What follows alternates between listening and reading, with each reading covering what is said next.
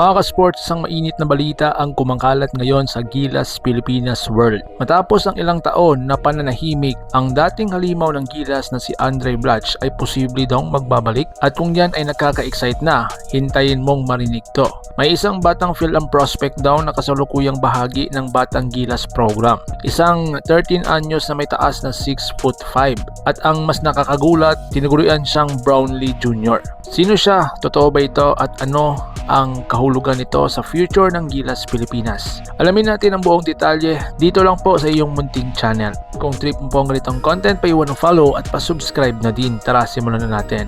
Matapos ang halos 5 taon mula nang huling magsuot ng Gilas jersey, muling nabuhay ang pangalan ni Andre Blatch sa basketball community. Ayon sa mga insider reports, handa raw si Blatch na bumalik, hindi bilang pangunahing manlalaro kundi bilang mentor o consultant ng mga bagong henerasyon ng Gilas Big Men. Ang dating NBA veteran at FIBA Asia Cup champion ay isa sa mga pinakapangyarihang naturalized player sa kasaysayan ng Gilas. Noong kasagsagan niya, halos walang makapigil. Double-double machine, malakas sa loob at may leadership sa court. Ngayon, gusto raw niyang ipasa ang karanasan at basketball IQ sa mga mas batang manlalaro tulad ni Kai Sotto, Ange Kwame at Quintin Milano Brown. Para bang coach figure na tutulong maghasa ng bagong henerasyon ng mga big man ng ating inang bayan. Kung totoo ang ulat, magiging malaking bagay ito.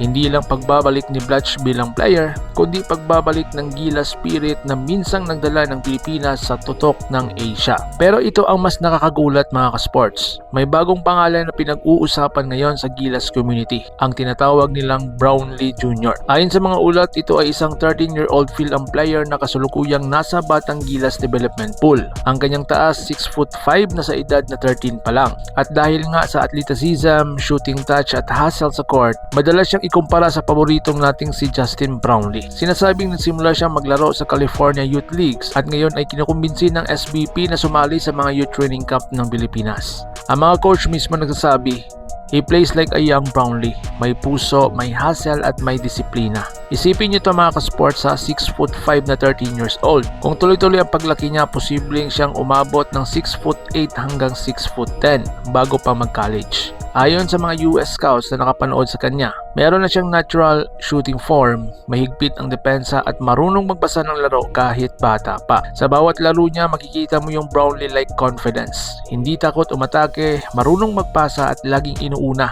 ang teamwork kaysa personal stats. Kung magpapatuloy ang ganitong work ethic, marami ang naniniwalang future NBA prospect talaga ang batang ito. At maaring maging unang Pinoy youth star na makapasok sa global spotlight habang teenager pa lang. Sa ngayon, pinag-aralan ng SBP ang posibilidad na isama ang naturang bata sa Batang Gilas program para sa mga susunod na SIBA at FIBA youth tournaments. Layunin ng programa na hubugin ng maaga ang mga batang may potensyal, hindi lang para sa international exposure, kundi para maging proud representatives ng Pilipinas sa future tournaments. Ang kombinasyon ng veteran mentorship ni Blatch plus ang pag-angat ng mga batang tulad ni Brownlee Jr. ay nagpapakita na handang-handa ang Pilipinas sa bagong era ng Gilas basketball. Kung totoo ang mga ulat, Blatch bilang gabay at Brownlee Jr. bilang susunod na star, mukhang maliwanag ang kinabakasan ng ating national team na Gilas Pilipinas. Mula sa panahon ni Blatch at Brownlee hanggang sa bagong henerasyon ng mga batang Pinoy Hoopers, isang bagay po ang sigurado. Hindi pa tapos ang laban ng Pilipinas sa mundo ng basketball.